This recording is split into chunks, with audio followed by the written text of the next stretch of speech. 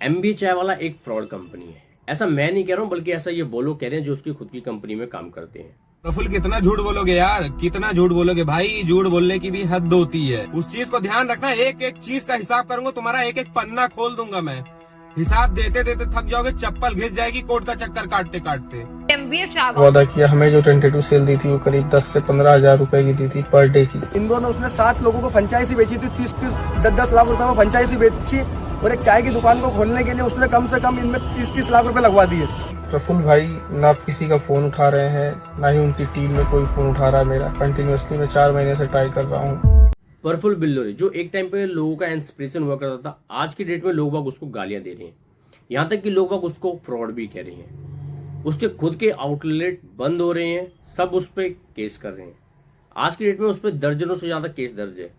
तो दोस्तों इस वीडियो में हम बात करेंगे क्या जो प्रफुल्ल बिल्लोरे हैं उन्होंने सच में कोई स्कैम करा है या फिर लोग उन पर झूठा आरोप लगा रहे हैं। दोस्तों मैं यहाँ बात करूँ एक फ्रेंचाइजी, तो आपको किसी भी कंपनी की फ्रेंचाइजी कब लेनी चाहिए।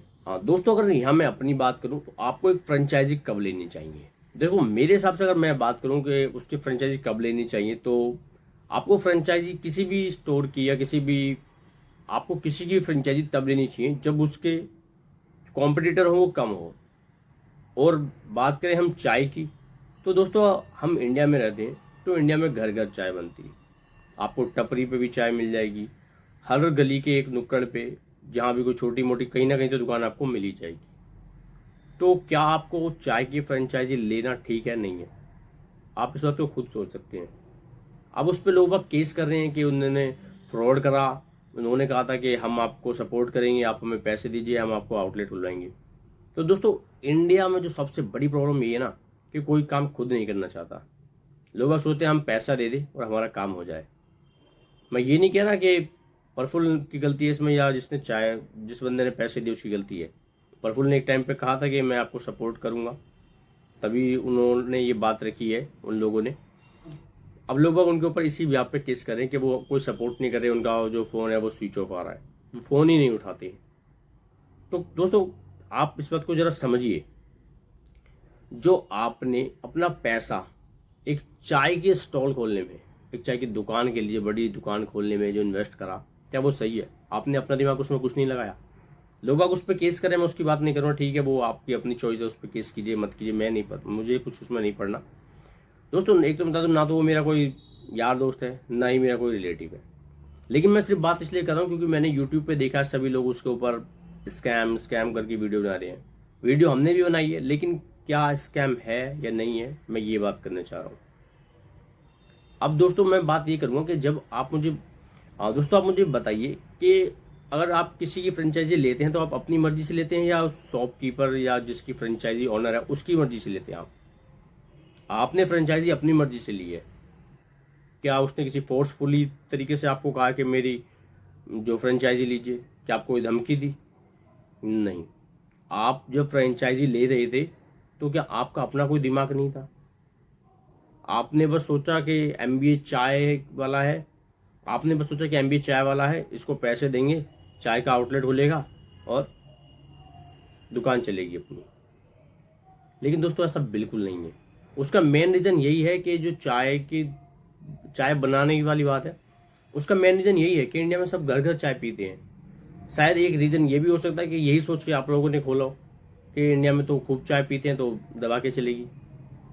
लेकिन दोस्तों चाय पीना और चाय बनाना दोनों अलग अलग है।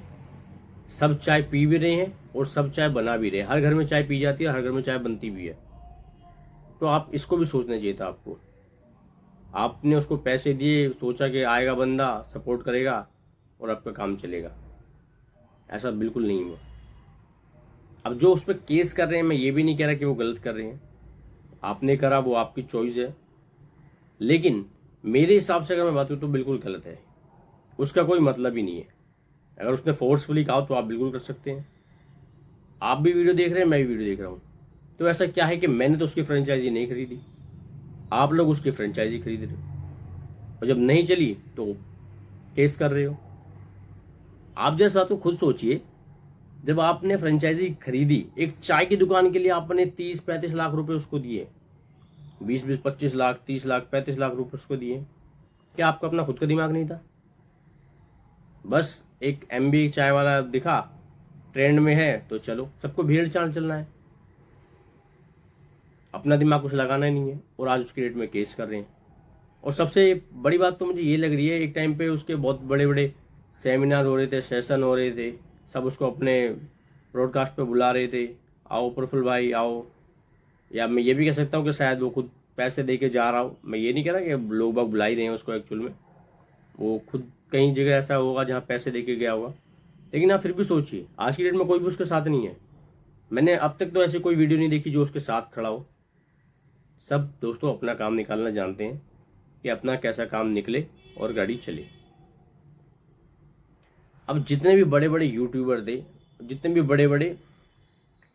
बड़े बड़े यूट्यूबर थे, मोटिवेशन स्पीकर वगैरह, मैं किसी का नाम नहीं लूंगा, आप खुद समझ जाइए, जिस शो पर वो गया, आज कितने लोग हैं जो उसके साथ खड़े हैं या कह रहे हैं कि भाई जो उसने फ्रेंचाइजी बेची, आपने खरीदी तो आपकी गलती है, इसकी गलती है। दोस्तों मेरे पास मेरा एक प्रोडक्ट है, हाँ दोस्तों मेरी खुद की कंपनी है, मैं अपना प्रोडक्ट बेचता हूँ, लोग बाग खरीदते हैं तभी तो बेचता हूँ। अगर लोग बाग खरीदेंगे ही नहीं तो मैं क्यों बेचूंगा? इंडिया में हर कोई कुछ ना कुछ बेच रहा है, तभी वो आगे बढ़ रहा है। बिल्लोर की बात की, उसने अपनी फ्रेंचाइजी बेची, तो फ्रेंचाइजी तो सभी बेच रहे हैं, लेकिन आपको सोचना चाहिए ना कि आपको क्या, कौन सी फ्रेंचाइजी लेनी है, कौन सी नहीं लेनी है। आपने मैकडोनल्ड की क्यों नहीं ली? और बड़े बड़े सबवे हैं, स्टारबक्स है, आपने उनकी फ्रेंचाइजी क्यों नहीं ली? उनकी लेते आप शायद चलती, लेकिन आपको वो दिखा नहीं। आप अपना दिमाग कुछ यूज नहीं करते, लेकिन जब सामने वाला गलत हो जाता है, जब आपको लॉस हो जाता है, तब आप उस पर केस कर देते हैं। सबका अपना अपना दिमाग है, सब अपने लॉजिक से खेलते हैं। जरा आप खुद सोचिए, इसमें आप एक ऐसी जगह पैसा लगा रहे हैं जहां घर घर में चाय बन रही है, घर घर में लोग चाय पी रहे हैं, आपके कॉम्पिटिटर हर घर में है। अगर सब चाय के ठेला खोलने लग जाए तो हर घर वाले खोल लेंगे, पिएगा कौन? आपने उस पर कभी ध्यान नहीं दिया। ये तो बात रही स्टॉल खोलने की, फ्रेंचाइज खोलने की।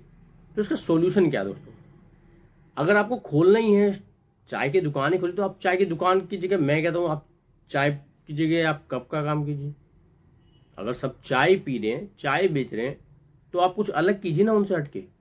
आपको भेड़ चाल में ही चलना है सबके साथ, आपको सबके साथ भेड़ चाल में ही चलना है। जरा आप सोचिए, अगर सब चाय बनाने लग जाएंगे तो पीने वाले कहाँ जाएंगे? तो एक ही काम अगर सारे लोग कर देंगे तो उससे इकोनॉमी नहीं चलेगी। अगर कोई चाय बना रहा है तो आपको कप बनाने चाहिए, कप की फैक्ट्री डालो, कप का आउटलेट खोलो अपना, आप कप बनाओ। तो आप सब एक साथ ही कर रहे हैं।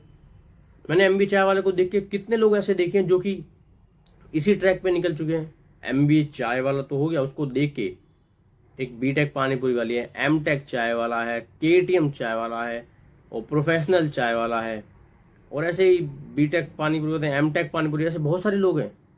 आप यूट्यूब पे सर्च कीजिएगा, से बहुत सारे आपको लोगों मिलेंगे। लोगों ने इसको एक ट्रेंड बना दिया है। और नीतू मैडम है, उन्होंने भी कहा था, उन्होंने बिल्कुल एग्जैक्ट बात बोली थी कि जो MBA चाय वाला है वो उसने एक हवा बना रखी है, वो उसमें अपने गट्स हैं उसके। मैं ये नहीं कह रहा कि उसने गलती करी है और नहीं करनी चाहिए, भाई उसके अंदर कॉन्फिडेंस है, वो हवा बना रहा है। अब जब हवा बन गई है, लोग बाग उससे इम्प्रेस हो रहे हैं, तो उसमें उसकी क्या गलती भाई? उसको अपना सामान बेचना है, उसको तो अपना सामान बेचना है, वो तो बेचेगा। अब मेरी अपनी खुद की फैक्ट्री है, मैंने सामान बनाया है, मैं बेच रहा हूँ।